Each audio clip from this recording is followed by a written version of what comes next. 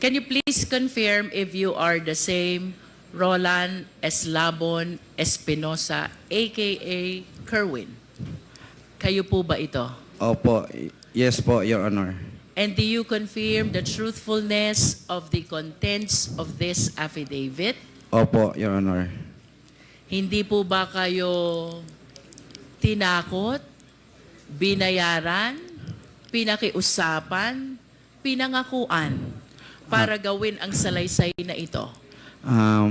Wala pong nangyari na ganyan, kundi ako mismo nagpatulong sa abogado ko na magpunta dito sa mga congressman para nagbaka sakali ako na makamit na ang mga nabiktima ng EJK sa nakaraang administrasyon. Kerwin, kanina, while you were delivering your opening statement, I observed that you were crying. Umiiyak ka. Can you please enlighten us why? Kasi sa panahon na nandun ako sa AIDG na nakaburol ang papa ko, humiling ako sa mga pulis doon na sana pagbigyan nila ako na makauwi.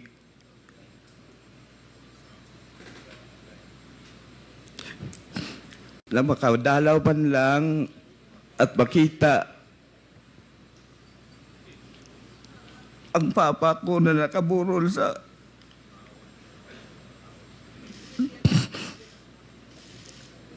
Kerwin, of course, you believe that your father, the late Mayor Espinosa, is a victim of ruthless killing. Is this your position, Kerwin? Yes po. Pero alin ba yung mas nakakaiyak? Yung pagkamatay ni Mayor Espinosa o yung hindi kanila pinayagan na madalaw ang burol niya? Pareho po yung dalawa na hindi ako pinayagan na makauwi sa lugar namin para makita sa kahuli-hulihan na panahon ang daddy ko. Kerwin, prior to the death of Mayor Espinosa on November 5, 2016, he was the mayor of Albuera, Leyte. You confirm? Yes po. Pang ilang taon po ba niya na mayor ng Albuera during that time? First time pa po niya na maging mayor po ng Albuera, Leyte. So 2016 is supposed to be his first term as mayor. Yes po. Ano po ang ginagawa ni Mayor Espinosa bago siya naging mayor noong 2016? Ang mga ginagawa po niya ay tumutulong sa mga tao doon sa lugar namin o sa lungsod ng Albuera ng mga kunting mamigay siya ng mga bigas, yung may mga problema kahit personal, yung mga asawa, ayusin niya at madali siyang lapitan ng mga tao doon. Kaya binoto siya na maging mayor. Pwede mo ba kaming kwentuhan, Kerwin? Ano ang pagkatao ni Mayor Espinosa as he is known by the people of Albuera, Leyte? Yung papa ko po, mabait. Mabait na tao. Mahirap na kung elaborate ko pa kung anong klaseng tao siya. So siguro sa nakita kong kakayahan ng Quadcom o sa mga congressmen, pwede naman sila magpadala ng tao doon sa lugar namin at itanong kung anong klase o anong unsay pagkatao sa akong papa. Lisod, mahirap kasi na ako magsalita na ganito kasi sarili ko yon, ama. Mas mabuti na malaman nyo based doon sa mga tao sa Albuera. I understand, Kerwin. You also stated in your sinumbaang salaysay, habang nasa Malaysia ka, papuntang Abu Dhabi, you learned that the late Mayor Espinosa is included in the narco list. Oh, yun po. Nalaman ko na lang na nasali siya sa listahan ng presidente na narco-list. Paano at kanino nyo po nalaman na kasama pa lang inyong ama sa narco list? Sa panahon na yon, may kaibigan ako na si Buntuyan, taga Cebu. Si IDG din yun, si Sir Delpin Buntuyan. Siya ang nagsabi sa akin na amigo, ang imong papa na apil sa narco-list ni Presidente. Was there ever a time, Kerwin, that you validated or you verified the truthfulness of the fact that your father is included in the narco list? Na ano ko na yun, na positive na talaga, na naniwala ko. Kasi sa TV at sinabi ni Pangulong Duterte na kasama ang papa ko sa listahan ng mga narco-list. You are saying, Kerwin, that Mayor Espinosa is one of those named by President Duterte as included in the narco list. Is that your statement, Kerwin? Yes po. And that is the reason why you conclude already that indeed your father is among those in the narco list. Yes, Tama ba? yes po. There are three important statements you made in your sinumpaang salaysay which really captured my attention. First, Kerwin, is the raid which happened in the house of your late father in August 2016. You mentioned in your affidavit that the guns, the explosives, and the drugs were all planted, and you were certain because prior to the raid, there were women who cleaned up the entire house. Yes. Because they are apprehensive already that any time there will be a raid in the house. Yes po. Bago nangyari ang raid, yung mga women supporter ng daddy ko, nandoon sa bahay. Kasi yung daddy ko, doon na tumira sa munisipyo. Nagbabantay ang mga women supporter ni daddy sa bahay namin, ancestral house. Habang nandoon sila, lininisan nila yung bahay ni daddy. At yung sinabi, nandoon daw nakita sa cabinet, sila mismo nagtaka kung paano nakita na merong mga illegal na bagay doon sa cabinet. Samantalang ang dami nilang naglinis na wala silang nakitang droga. Can you please confirm for the record, Kerwin, ano ang mga nakuha ng PNP operatives during the raid of August 2016 in the place of residence of the late mayor?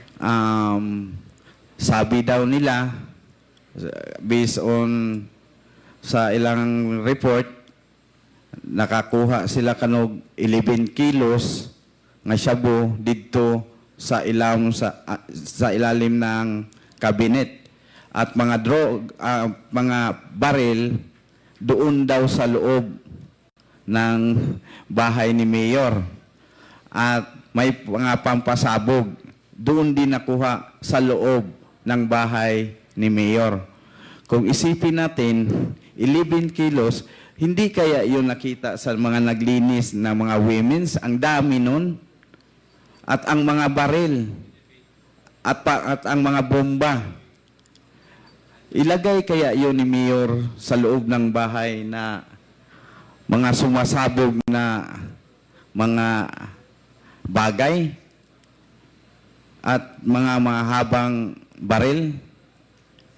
Yun ang sabi nila na nakita daw nila doon sa loob. Pero walang kahit isa na taga-Albuera na maniwala sa kanila sa report nila na may nakuha doon. Kasi ang nagbantay sa bahay ni Mayor, yung ancestral house namin, nasa 70 ka mga babae nandoon sa bahay. Binantayan talaga ang bahay namin. Inano sila ni Joby na magkaroon ng raid, kaya tumakbo na sila. Natakot. So you deny, Kerwin, the legitimacy of the raid or the operation that was conducted by the police operatives on August 2016? Opo. And can you please state for the record, sino po ba ang namuno? Sino po ang team leader ng naganap na raid sa inyong tahanan nung nasabing petsa? Si Mr. Joby Espinido po. Can you please state his full name? Police Colonel Joby Espinido. Mr. Chair, may we know if we have Colonel Espinido here? To the information of the Honorable Luistro, he sent us a letter of excuse in today's evening.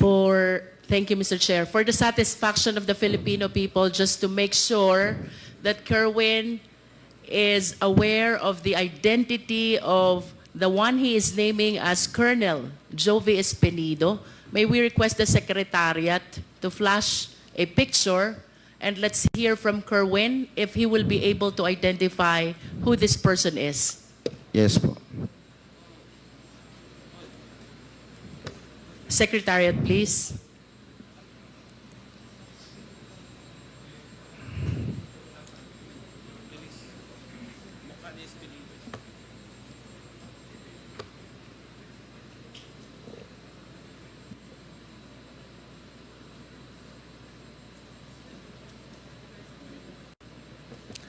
While we are waiting for the picture, Mr. Chair, the second statement which captured the attention of this representation, Kerwin, is the raid and the killing of Mayor Espinosa on November 5, 2016, which happened in Baybay, Leyte. You confirm this? Yes po, sa loob ng provincial jail ng Baybay, Leyte. But of course, you have to understand as well that similar to the raid that happened in your house, this incident, the killing and raid against Mayor Espinosa, happened while you were in Abu Dhabi. Tama ba yun? Opo, wala po ako dito sa bansa. In Nasa other bakasyon words, ako. you are relying only to your sources with regards to this story surrounding the raid and the killing of Mayor Espinosa in Baybay, Leyte. Yes po. And can you please enlighten us, for the satisfaction of the public who are watching us, Kerwin, because you went a long way for us to be able to hear these explosives of yours. For a period of 7 years, naniniwala ang buong sambayan ng Pilipino sa naging testimonya mo sa Senate noon. Now, you are completely overturning all your statements. And we owe it to the Filipino people to explain and share what really happened according to your source during the raid and the killing of Mayor Espinosa on November 5, 2016 in Baybay, Leyte.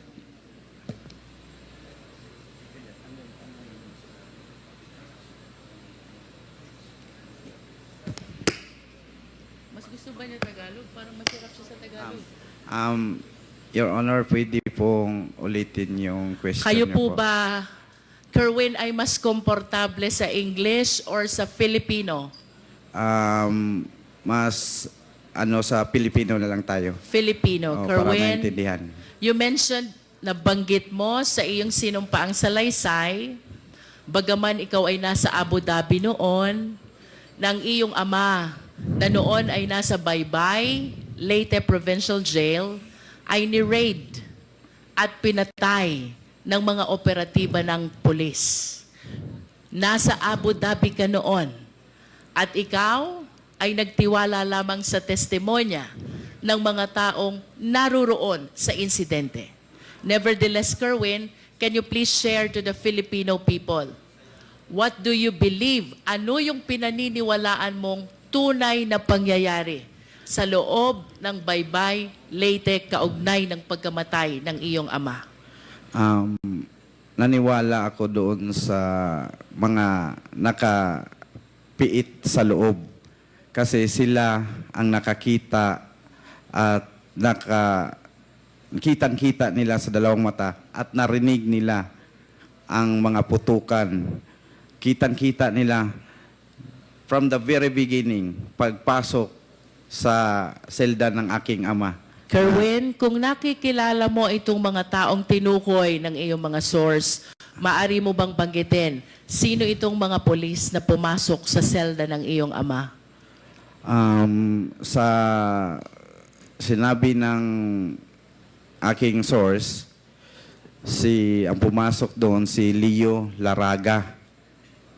Leo Laraga, siya talaga ang kumitil sa buhay ng papa ko. Leo Laraga. Laraga. Can you please check if Leo Laraga is inside this hearing venue? Narito po ba siya? With the indulgence of, Mr. Chairman, with the indulgence of Congressman Luistro, Police Captain that time, Leo Laraga, is not present, no, in today's hearing, but for sure we will invite him in the next hearing. Thank you, Mr. Chair. Thank you. Bukod kay Leo Laraga, sino pa ang nalalaman mong kasama nitong mga nag-raid at nag-operate pumatay sa iyong ama? Si Colonel Marcos at si Sir Matera. Kasi mga kaibigan ko sila. Kerwin, regarding Colonel Marcos and Colonel Matera, if they are present in this hall, can you kindly point at them? Ituro mo sila kung sila'y naririto sa bulwagang ito. Colonel Marcos and Colonel Matera. Yan. May we request the police officer raising his hand, to please identify himself for the record, Mr. Chair. Mr. Chair, Honorable Committee, I'm Police Colonel Marvin Marcos po. Thank you. How about Colonel Matera? Can you point at him?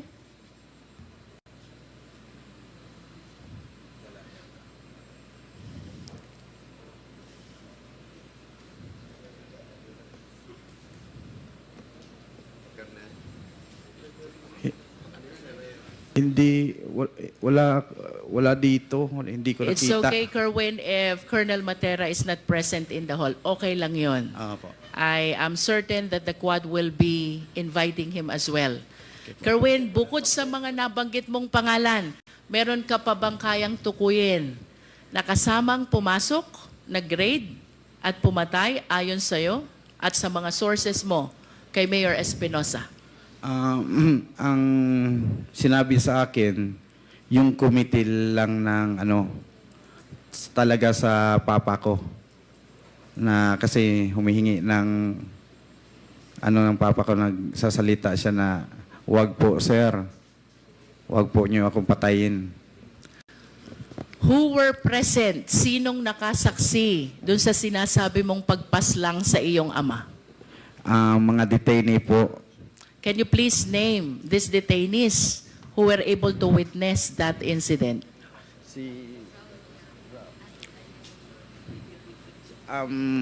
A certain Dondon na taga sa amin sa Albuera. At si Raul Yap na matay naman yun.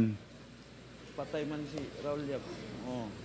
At si Ruben, a certain Ruben, tatlo sila, pero yung isa, tatlo yung ng daddy ko, kasama niya sa selda, nag-a-assist sa kanya. Yung isa, patay na po, namatay din kasama How yung about the daddy other ko. one who is he still living? The other one? Opo, Your Honor. What is his name? A certain Dondon. A certain Don Don. Oh. And can you please share with us, ano ho ba yung nalalaman yung pangyayari dito sa pagkamatay ng inyong ama?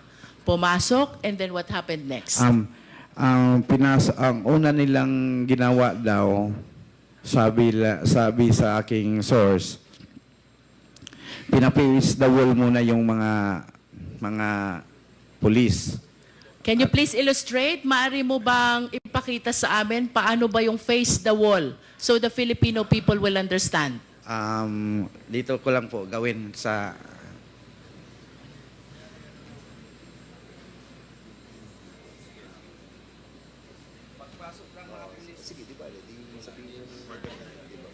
pagpasok ng mga pulis, ang ginawa, tinutukan sila ng baril at dinisarmahan ang mga Can you please provide a microphone to Kerwin? Baka abot yung nakay Comsec.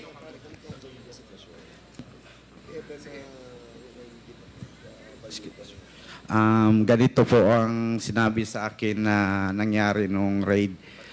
Pumasok yung mga operatiba at dinisarmahan ang mga on duty sa oras na yon. Nung pagkatapos nilang nadisarmahan, ganito po, pinapis the wall sila.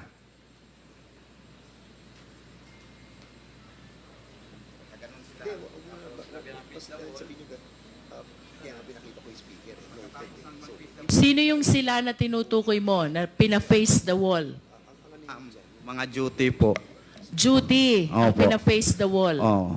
And then? Then, pinaluhod sila na sinabihan daw na huwag kayong titingin.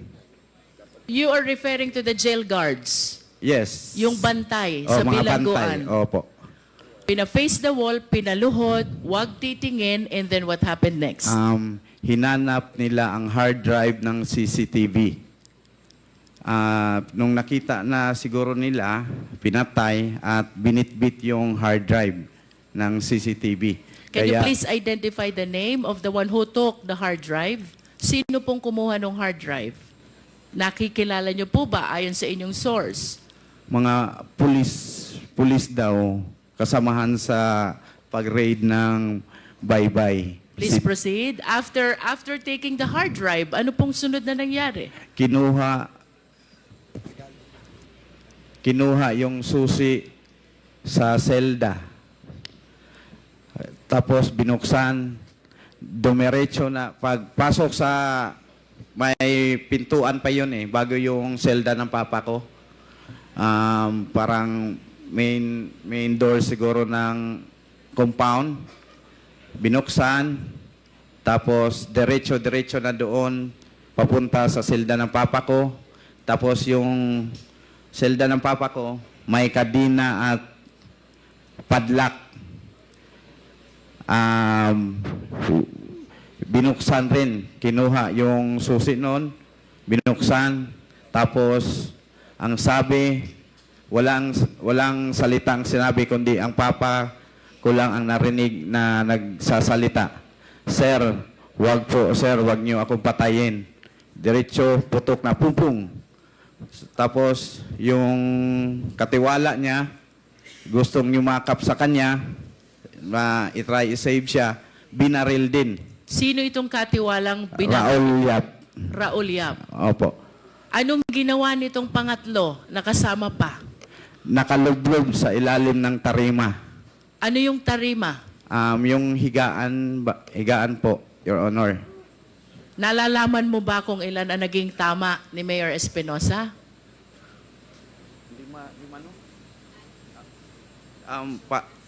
Hindi ako sure or more than five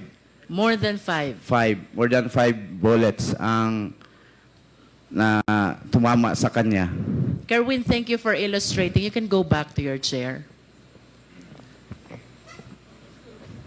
You confirm also, Kerwin, na ang raid at pagpasok dito sa Baybay, Leyte ay nag-ugat doon sa search warrant na ini-issue laban sa iyong ama.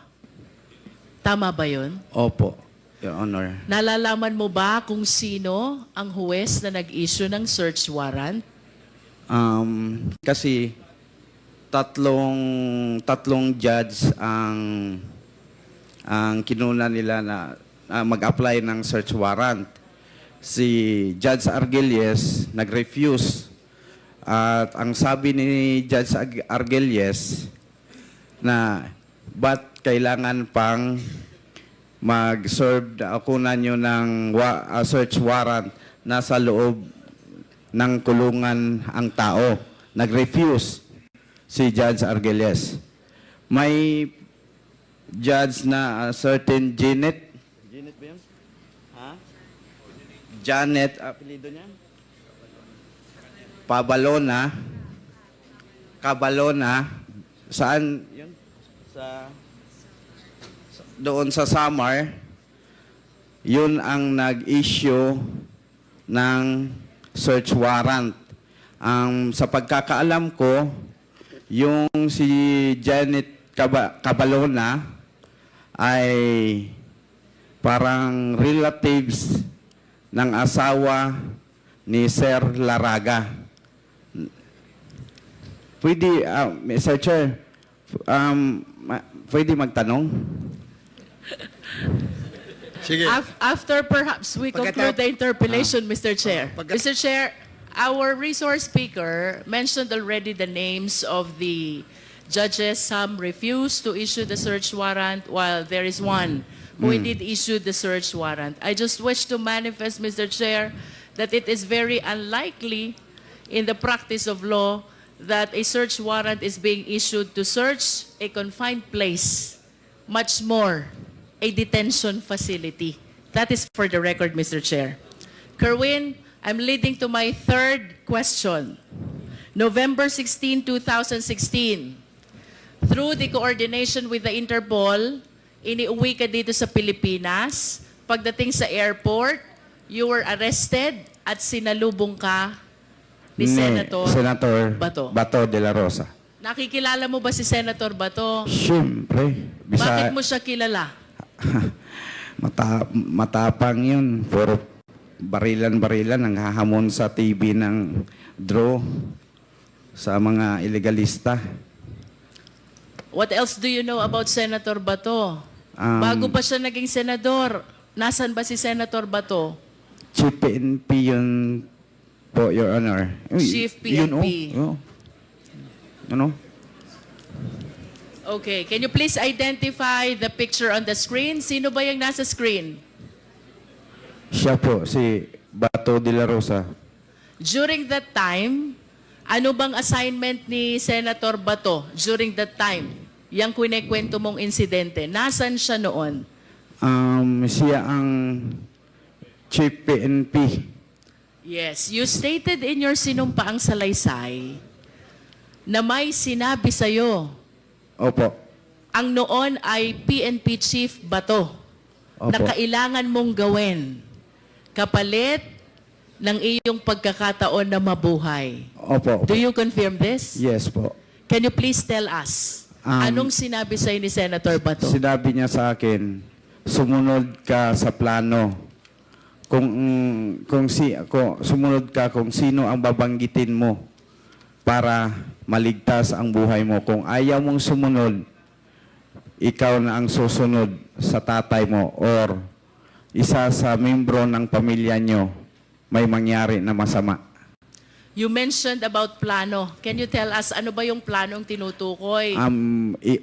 May mga pangalan na pinid sa akin, sinubo, at babanggitin ko sa aking testimonya o sa aking salaysay sa Senado. At maari mo bang sabihin, sino ba itong mga taong ito at anong gustong ibabanggit sa'yo ng noon ay PNP Chief Bato? Peter Lim, supplier daw ng shabu, pero nandyan lang, hindi na huli-huli. Tapos si Senator De Lima, protector daw sa mga shabu, mga nagtitinda ng shabu sa loob ng Bilibid. Protector daw si Ma'am Laila. At yung iba pa, si Lovely Impal, si Jiraham, si Peter Ko, Ganon. In Sila other po. words, Kerwin, ang gusto ni PNP Chief ay banggitin mo itong mga pangalan na ito na may kaugnayan sa illegal drug operation. Tama ba yun? Opo. At ito ba'y sinunod mo, Kerwin? Talagang sinunod ko po kasi... Bakit mo to sinunod? Of course, alam mong mali ito. Oo. Di ba? Bakit mo sinunod ang utos ng Nonoy PNP Chief ba to? Kung siguro kayo, kung kahit sino naman sa atin na mga tao dito, nandito sa loob ng Quadcom, talagang susunod dahil kapalit na yon ng buhay mo. At lalo na pag may mga anak ka pang maliit na sabihin na susunod ka na sa papa mo kung hindi ka sumunod sa aming plano. Mr. Chair, I wish to make a manifestation that with respect to the raid of the house of the late Mayor Espinosa, which happened in August 2016, our resource speaker, sadly speaking, has no personal knowledge. So, taking from his statements that there were women who were guarding the house and even cleaned up the house, reason why they are certain that all the guns, explosives, and shabu were merely planted by the PNP operatives, I respectfully move, Mr. Chair, that we invite these women, and I hope Kerwin will be able to name who these women are in order to substantiate the testimony that Kerwin Espinosa has given to the Quadcom. Second, Mr. Chair, with respect to the raid and the killing incident of the late Mayor Espinosa in Baybay, Leyte, we are suffering from the same predicament because, as admitted by Kerwin, he was still in Abu Dhabi during the time. So, to determine the veracity of the information that he was able to receive from his sources, I respectfully move as well, Mr. Chair, that we invite the third inmate by the name Don Don, who was inside the cell of the late mayor when the killing incident happened. I wish to ask Kerwin to name also the jail guards who were on duty during the time, likewise to substantiate the information that he has given to Quadcom already, Mr. Chair. So move, Mr. Chair. Okay, before I rule on the motion, tanungin ko lang muna si Mr. Espinosa. Sino-sino itong mga women na sinasabi mong ayon sa iyong salaysay, yung mga women na naglinis ng bahay ninyo? Landa, asawa ng barangay captain namin sa aming barangay. Ano lang yung full name nila kaya para ma-record nila. Landa Sumalhag. Okay. Sumalhag. Sumalhad. Okay.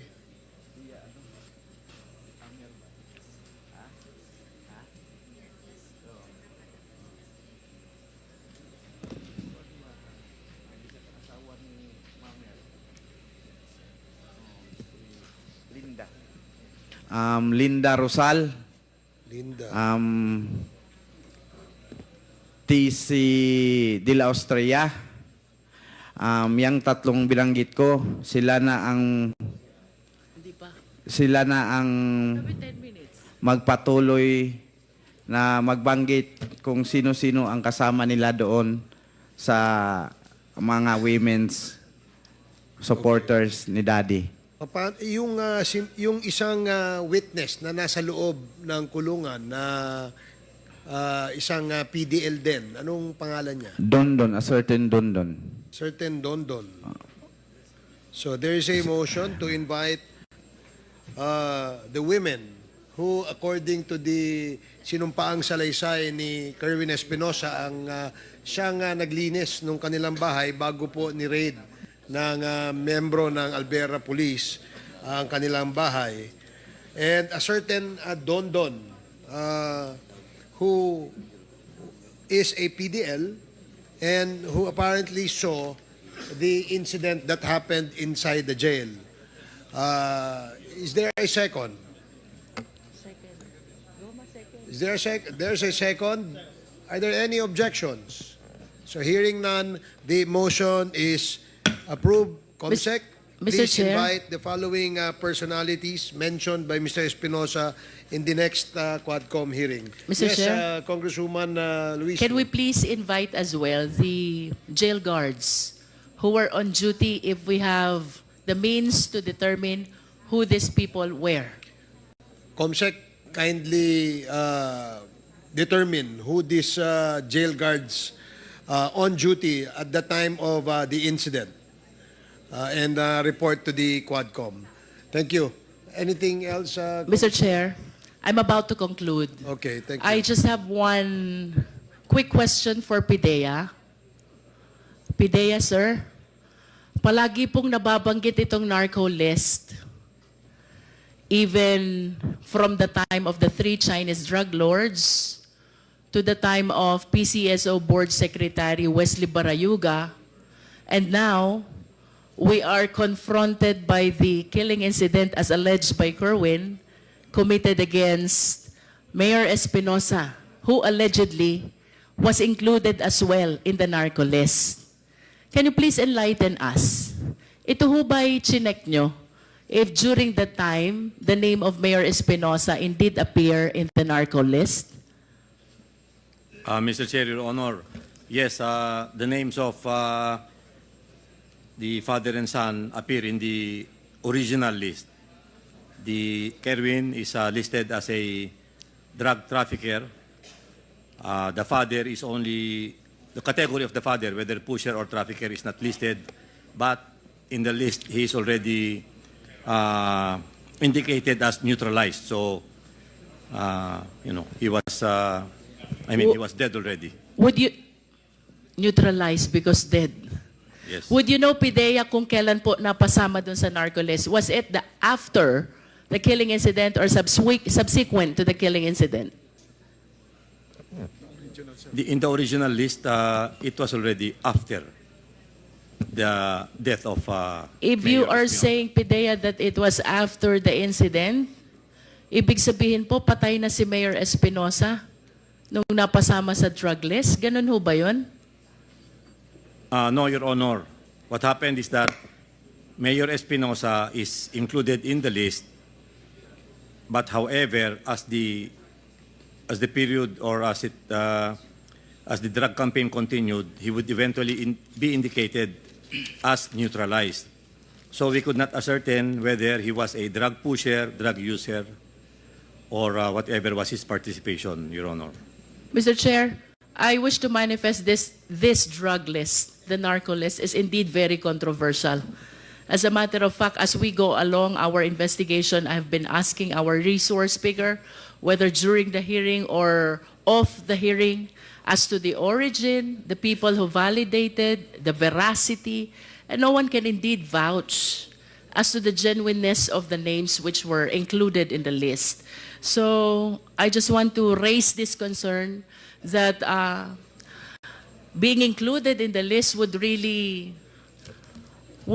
compromise not only the safety but the entire life of the people who are in this list.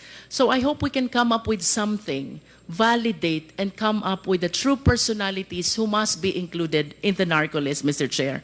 To conclude, Mr. Chair, for whatever motive does Kerwin Espinosa have today, we welcome the information he gave, subject, of course, to stringent scrutiny.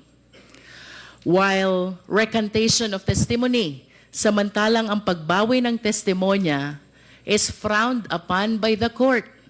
This will give us an opportunity to re-examine what really transpired relative to the raid on the house of Mayor Espinosa, the raid and killing against Mayor Espinosa which happened in Baybay Leyte, including the indictment and the incarceration of our resource speaker, and including those he named, which includes the former Senator Laila De Lima. It is clear, Mr. Chair, that the government continued the fight against illegal drugs, as it is indeed a menace to the Philippine society. But let us all be reminded, in a civil society like ours, we need to observe the rule of law. no less than the Philippine Constitution provides, Section 1, Article 3, no person shall be deprived of life, liberty, and property without due process of law.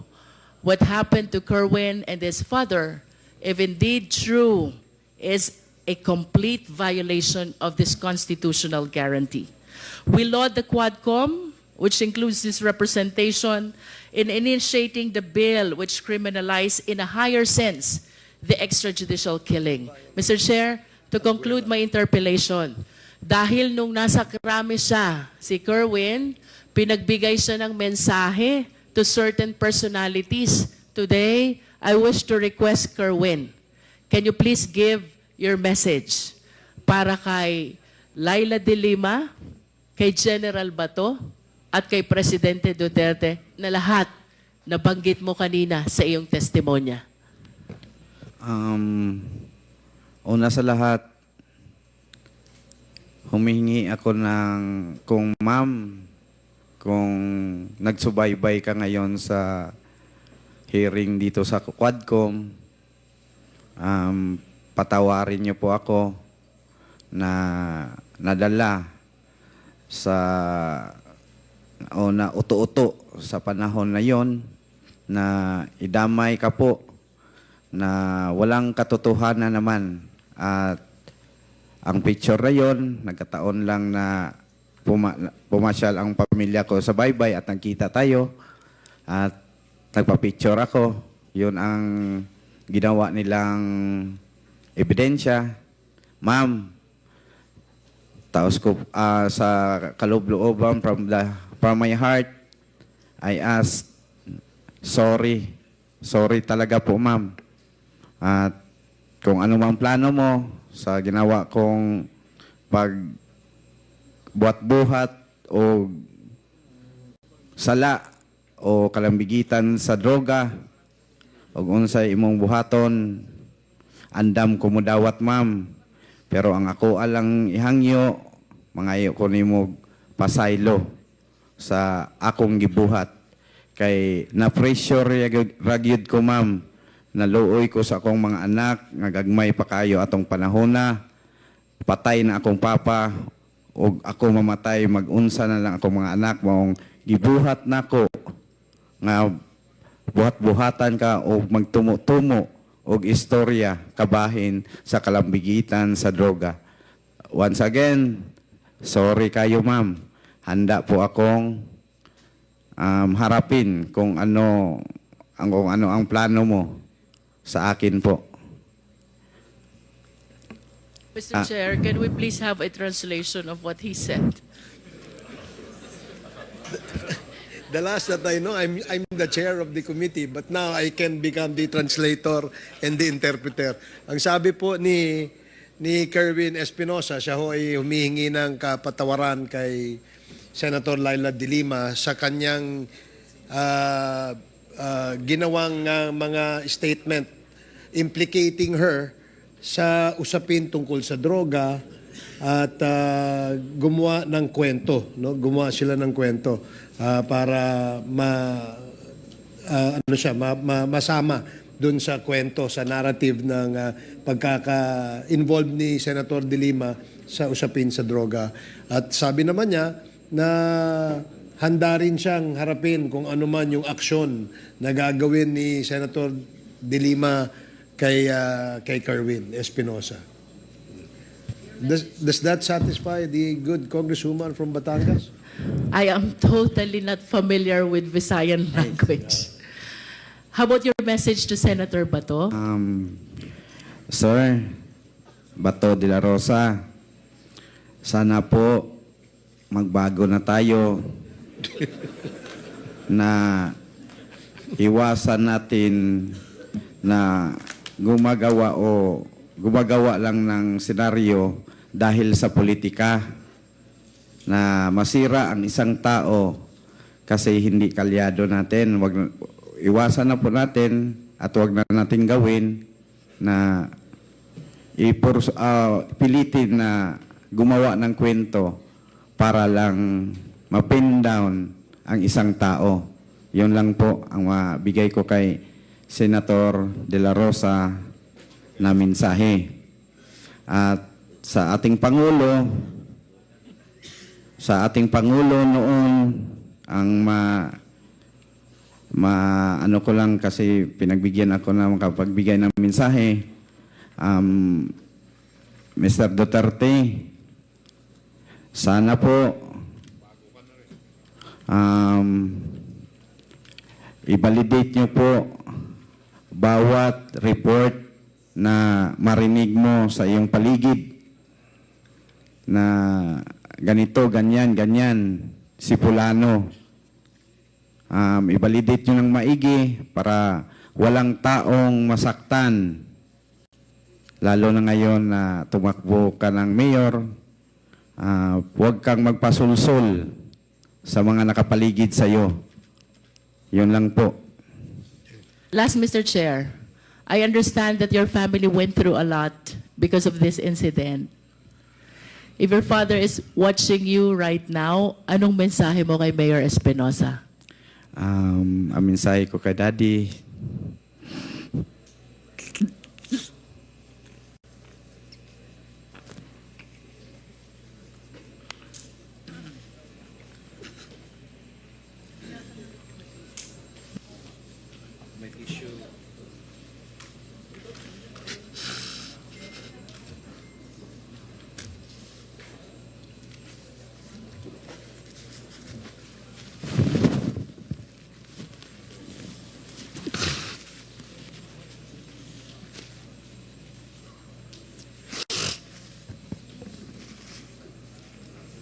ang mensahe ko sa daddy ko, kung saan ka man naroon, huwag mo kaming pabayaan, i-guide mo kami hanggat makuha ang hustisya ng iyong pagkamatay.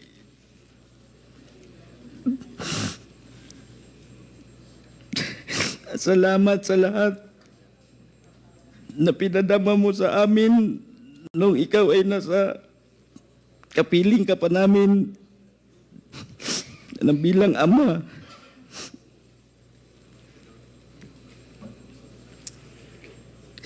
Basta di lahat gagawin namin ng mga anak mo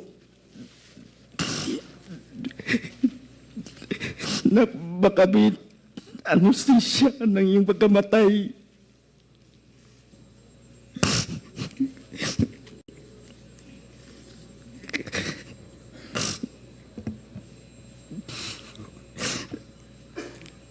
Padayon na lang di sa imo pagpanaw. Ayaw na kayo una-una ang naitabo kanimo. Kaya ako di anda mamatay para makuha lang yung hustisya di mo.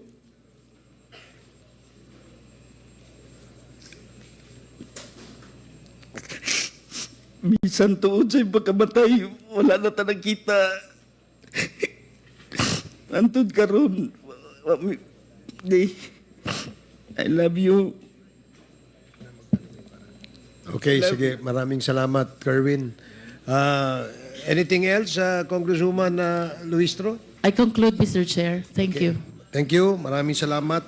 Before we proceed to the next interpellation,